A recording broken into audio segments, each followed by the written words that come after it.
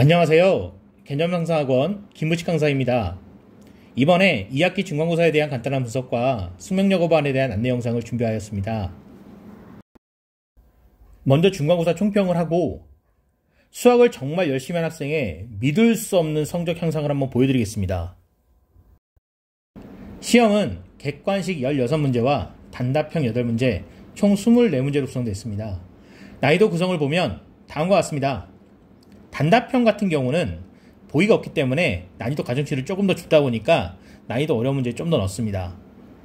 매번 그렇지만 객관식 단답형 모두 번호가 높아질수록 어려운 문제들이 나왔고 가장 어려운 문제는 단답형 마지막 문제가 아닐까 싶습니다.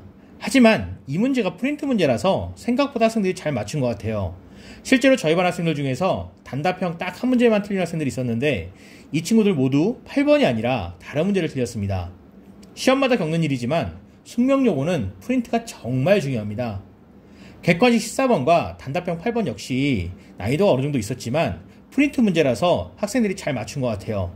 실제로 프린트가 크게 변형되지 않기 때문에 프린트 열심히 하면 어느 정도 성적이 나옵니다. 그럼 이 프린트 문제 실제로 한번 보겠습니다. 먼저 14번 문제를 한번 보겠습니다. 왼쪽이 이제 이번에 중간고사 문제고 오른쪽이 프린트 문제인데 뭐만 차이 있냐면 n제곱 마이너스 1이 n제곱 플러스 1로 부호만 바뀌었어요. 근데 물론 이렇게 숫자 하나 바뀌어도 큰 차이 있는 경우도 있지만 이 문제는 차이가 전혀 없습니다. 원리 과정이 완전하게 똑같기 때문에 문제 프린트를 제대로 이해했다면 이 문제는 쉽게 맞출 수 있는 문제입니다. 다음은 24번을 보겠습니다. 주어진 식이 2로 나누어졌다는 것 빼고는 똑같고 다만 주어진 조건의 표현이 바뀌었습니다.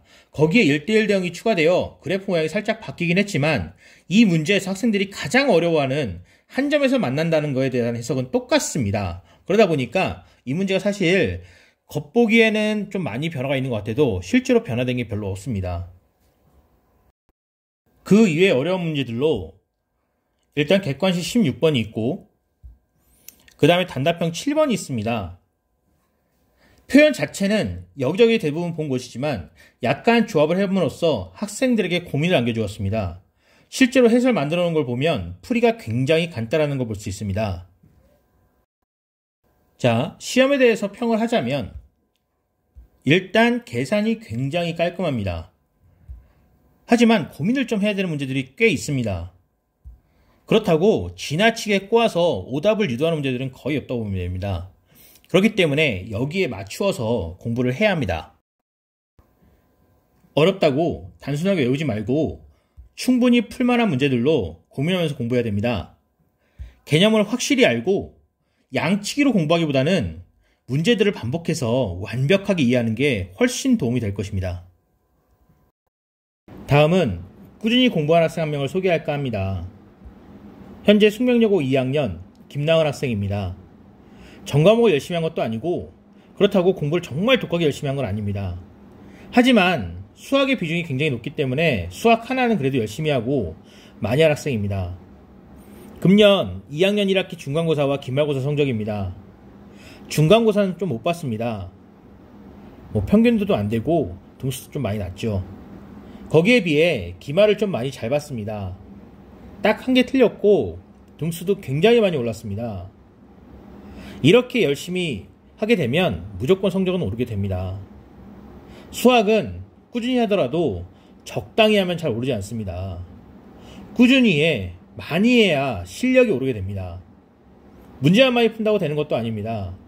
개념을 제대로 익히고 그 개념을 어떻게 문제에 적용시키는지 제대로 연습을 해야 실력이 오르게 됩니다.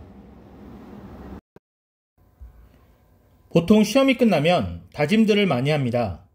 다음에는 수학 진짜 열심히 해야지. 그런데 시간이 지나면 실력이 들어가는 것이 보이지 않다 보니까 다른 과목에 이제 눈을 돌리게 됩니다. 왜냐하면 할 것도 굉장히 많고 그러다 보니까 다른 과목과 비슷한 비중으로 골고루 하게 되고 그렇게 되면 수학만 떨어지는 일이 생깁니다. 그러면 다음 시험에 또다시 다짐을 합니다. 이번엔 수학 열심히 하겠다. 근데 또 시간이 지나면 또 쉬운 길로 가게 됩니다. 왜냐하면 수학을 안 하게 되면 다른 과목 내신 올릴 수 있거든요, 많이. 왜냐하면 시간을 많이 투자할 수 있습니다. 하지만 수학은 계속 떨어지게 되고 악순환이 생기게 됩니다. 나중에 반드시 후회하게 됩니다. 최소한 고2 말까지는 수학에 많이 투자해서 수학 내신 성적을 올려야 됩니다. 그래야 학종을 가던 정시를 가던 수학 때문에 원하는 데 못 가는 일을 방지할 수 있습니다. 정시 준비를 하는 학생들이 내신 필요 없다고 하는데 그렇지 않습니다. 내신이 잘 나온 친구들이 결국 수능도 잘 보게 됩니다. 다른 과목은 몰라도 수학은 내신 성적이 무조건 수능 성적으로 연결됩니다. 내신 정말 열심히 해야 됩니다. 다음은 숙명여고반 안내입니다. 대상은 고1 숙명여고 학생들입니다. 개강은 10월 2일에 하고 시간은 화목 5시 반에서 9시 반인데 9시 반에 정확히 끝나진 않을 것입니다. 토요일 2시에 클리닉이 있는데 성적 향상을 위해서는 클리닉 꼭 참석해야 됩니다. 다음은 내신 일정입니다. 개강 후에 바로 수학화를 하는 게 아니고 고2 과정 수학 1의 수열 4회를 먼저 진행할 것입니다. 수열이 기말범위 경우의 수에 굉장히 도움이 많이 됩니다. 특히 교란 순열이라든지 아니면 색칠하기 같은 경우는 수열의 점화식을 만들어서 이해하는 게 도움이 많이 됩니다. 또한 겨울에 진행하게 될 미적분 첫 단원이 수열에 관계된 것이라 수열을 먼저 진행하게 됩니다. 그리고 10월 17일부터 수학화 유리함수부터 진행하게 됩니다. 11월 7일까지 개념과 개념을 문제에 적용하는 수업이 진행되고 11월 9일부터 본격적으로 문제풀이를 진행하게 됩니다. 이때쯤에 프린트가 나오기 시작하기 때문에 프린트와 병행해서 문제를 계속 연습하게 될 것입니다. 다음은 숙명여고반 1학년 끝까지의 전체 로드맵입니다. 현재 2학기 기말까지 왔기 때문에 내신을 계속 진행할 것이고 겨울방학이 시작되면 주 3회로 바꾸어서 수투와 수원을 순서대로 진행하게 됩니다. 그리고 방학 때 월수금 몰입반으로 확통과 미적분을 순서대로 진행하게 됩니다. 이렇게 진행하게 되면 고2에 공부할 거를 모두 겨울방학 때 공부하게 되어 내신 공부라든지 정시에도 많이 도움이 될 것 같습니다. 다음은 구체적인 수업 과정입니다. 먼저 개념 수업 시간에 반드시 본인 손으로 필기를 해야 됩니다. 필기를 다시 하는 게 숙제도 있기 때문에 필기를 안 하는 학생은 숙제를 할 수가 없습니다. 그리고 수업 시간 혹은 과제에 나오는 문제들은 반드시 저의 손풀이가 제공됩니다. 저는 경기도 경시대회에서 1등해서 신문에 실린 사람입니다. 제 손풀이에는 저의 사고 과정이 담겨 있습니다. 마치 도제들이 장인을 따라하듯이 학생들은 저의 손풀이를 따라 풀면서 수학적 사고력이 발달하게 됩니다. 그 뒤에 과제로 수업 시간에 필기한 부분을 필기노트에 정리하면서 개념을 다시 한번 복습하게 됩니다. 아까 소개한 중간기말 사이에 무려 260등간을 상승한 김나은 학생의 필기노트입니다. 왼쪽이 수업 시간에 프린트에 적은 내용이고 오른쪽은 과제로 필기노트에 옮겨 적은 내용입니다.